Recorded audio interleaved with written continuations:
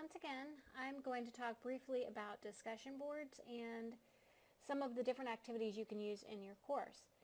Most of the information I will be discussing is found in the Essentials of Online Course Design, a Standard Space Guide, and also from Teaching Online, a Practical Guide.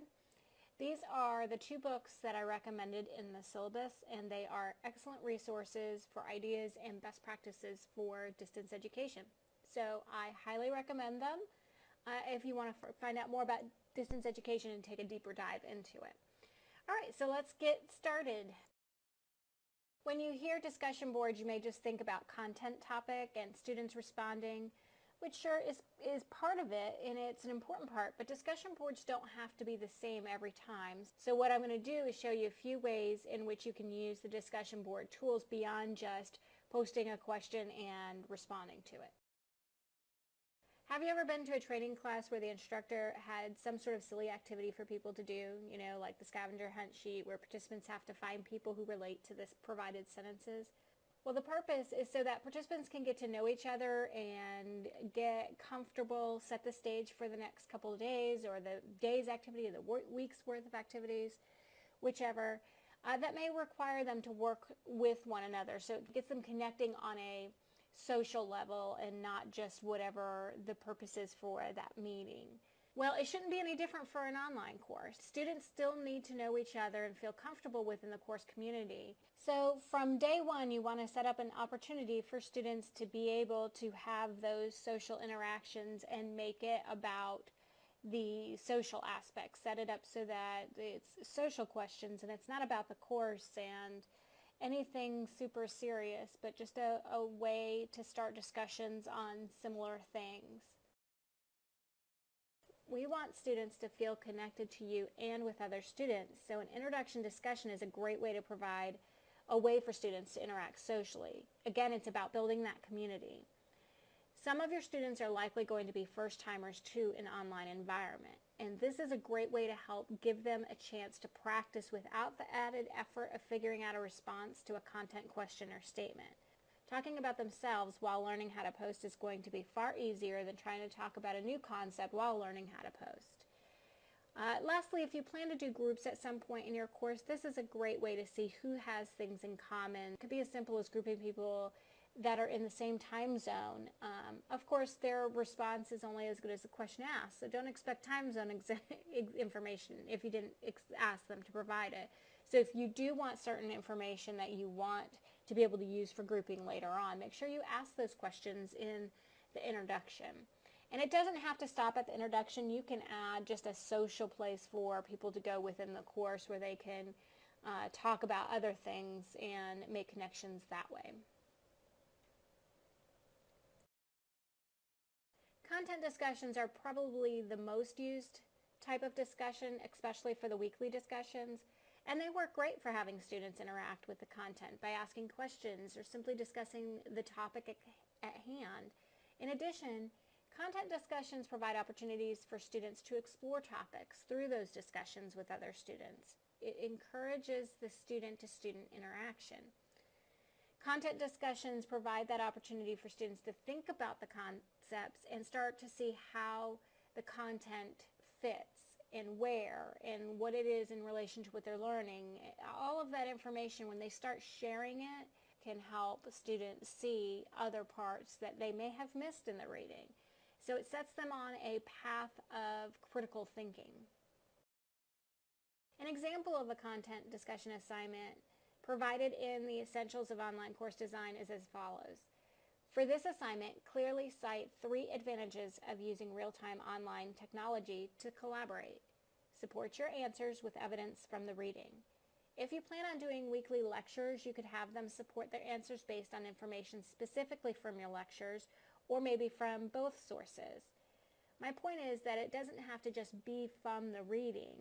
Anyway, I think this is just a perfect example of getting students to actually use the content. Having students support their answers based on lectures, reading, or other content forces them to interact with the content versus just reading it. So it's reinforcement. Another way that you can get students to interact with your content and start thinking a little bit more critically is by setting up debates. Setting up an online debate doesn't have to be synchronous, and it doesn't have to be hard. You just have to set clear expectations of how the debate will work.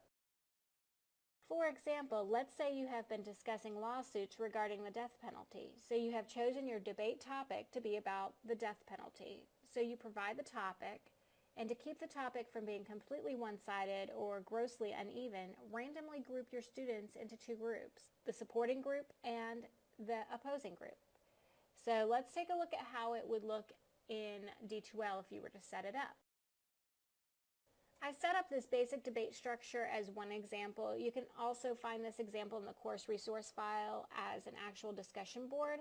I set up a forum with the main issue and then set one for the supporting side and one for the opposing side. So here's where you decide how you want this to work.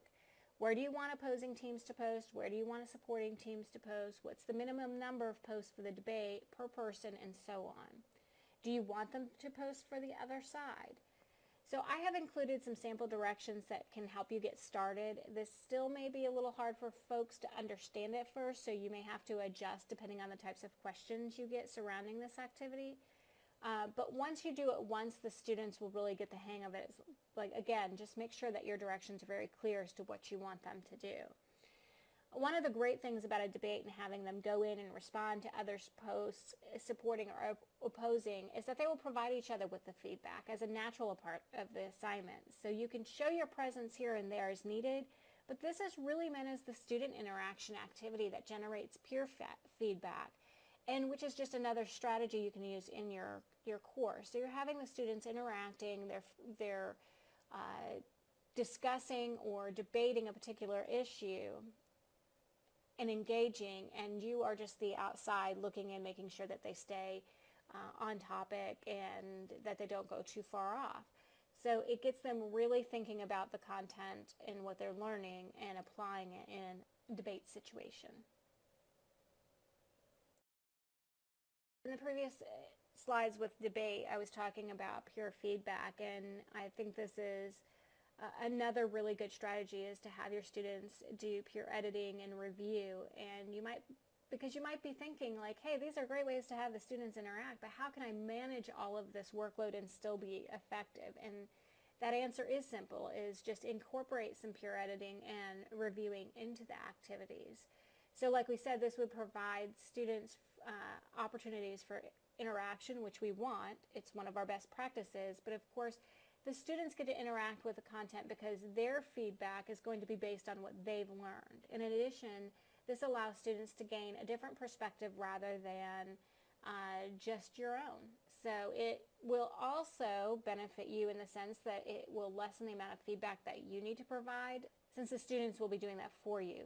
You will just need to be a monitor and show presence here and there so that you can see that they're staying on track and that they can see that you're monitoring responses. Okay, so the next thing we're going to look at is case studies or scenarios to be able to use those in the discussion board. And using a case study as part of a discussion assignment creates an opportunity for students to analyze the information in the case studies and then apply what they know. So depending on the type of case study that is used, you could break your class into groups and discuss different areas of the study, or you can ask them to answer a series of questions that involves them applying what they have learned to the case study, or have them work in teams to respond to one or more questions. However you decide for students to respond to a case study is up to you. It's just another idea for getting students talking and interacting and working with what they have learned. So one of the last things I'm going to talk about is attendance in class participation and using that within the discussion boards. One of the most common things that professors rely on in a face-to-face class is having a way to take attendance. If you are new to the distance learning environment, you may already be wondering, how can you take attendance? For example, a few professors here embed code words in their lectures and require them to enter that word in a quiz. Some give weekly 5-question quizzes based on the lectures and or reading, and both work. But you could also use your weekly discussion boards as a way to track attendance. You already want to have student interaction within the course anyway. So when setting up your weekly discussions, you can let students know you will be tracking attendance based on discussion board participation. Be very specific. For example, in an online course I took, the professor would require 4 discussion posts every week, and he provided a rubric for us so we knew what we needed to have in our discussion posts. And the other thing was is if we only did 2 posts for the week, we didn't get 2 points. We got 0. We didn't meet the attendance requirement. It was an all or nothing thing. Either you participated or you didn't.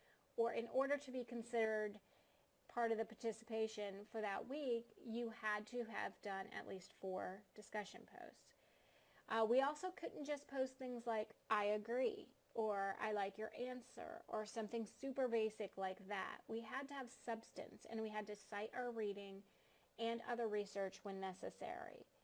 We also couldn't just post someone had posted.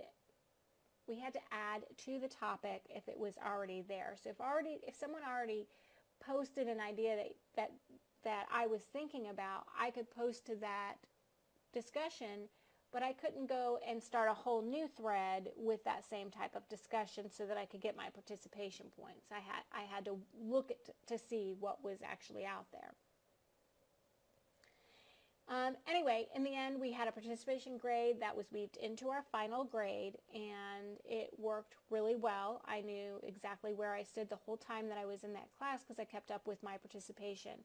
And just by nature of the conversation, I know a lot of us tended to post way more than 4 required postings because the conversations would get started and you would want to be actively participating in it, and that's what I found in the class in general. So it became a really good way to get others' perspectives and have real discussions that I felt were actually simpler than being face-to-face where you may not get that opportunity.